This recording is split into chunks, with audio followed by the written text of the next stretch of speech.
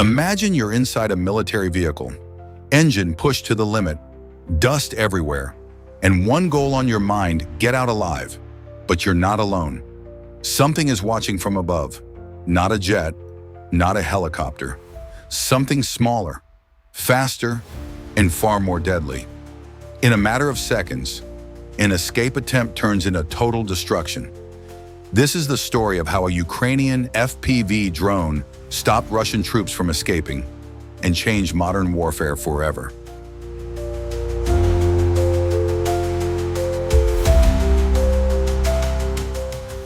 The war in Ukraine has become a real-world testing ground for 21st century military technology.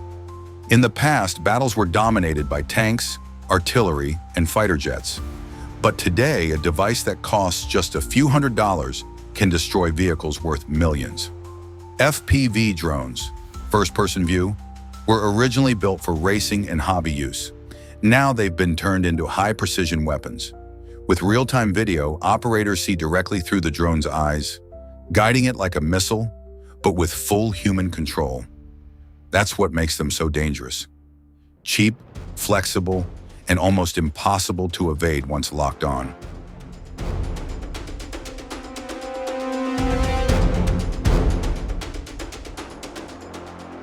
In the footage, a Russian military vehicle is seen speeding down a narrow road. There's no tight formation, no serious escort.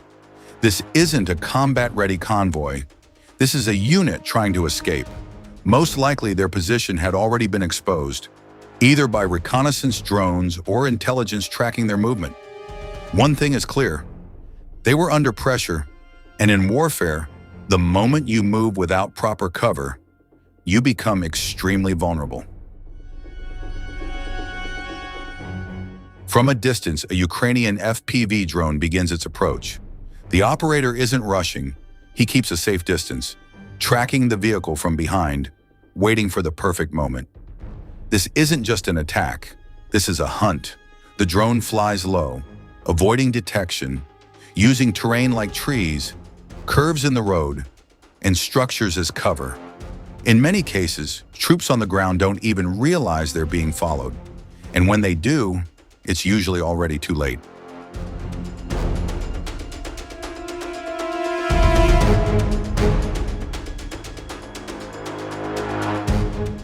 As the drone closes in, signs of panic begin to show. Some soldiers may hear the distinct buzzing sound or catch a glimpse of something fast moving behind them. The vehicle starts maneuvering more aggressively. Speed increases. But here's the problem. FPV drones are built for exactly this kind of scenario. The faster the target moves, the more predictable its path becomes.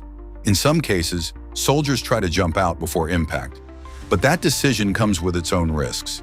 Because in open terrain, there's still exposed targets.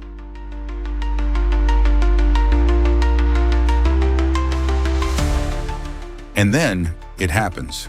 The drone makes its final push. Straight, stable, locked on target. In a split second, the drone strikes. An explosion follows, powerful enough to instantly disable the vehicle. No time to react, no second chances. The escape attempt ends right there.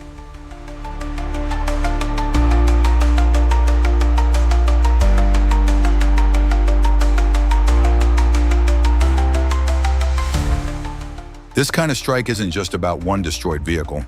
It's about psychological impact. Troops who know they can be targeted anytime, from anywhere, operate under constant pressure. Every sound feels like a threat. Every movement carries risk. On top of that, FPV drone usage is forcing major tactical changes. Fast, unprotected movement is now extremely dangerous. Convoys must spread out, move carefully, and stay protected. Otherwise, they become easy targets.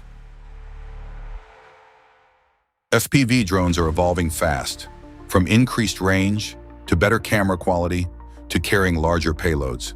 Some units are even equipped with basic anti-jamming capabilities, allowing them to operate despite signal interference. This leads to one conclusion: the threat is only growing, and not just in this conflict. Many countries are now studying and adopting similar technologies. What we're seeing today may only be the beginning of a new era in warfare.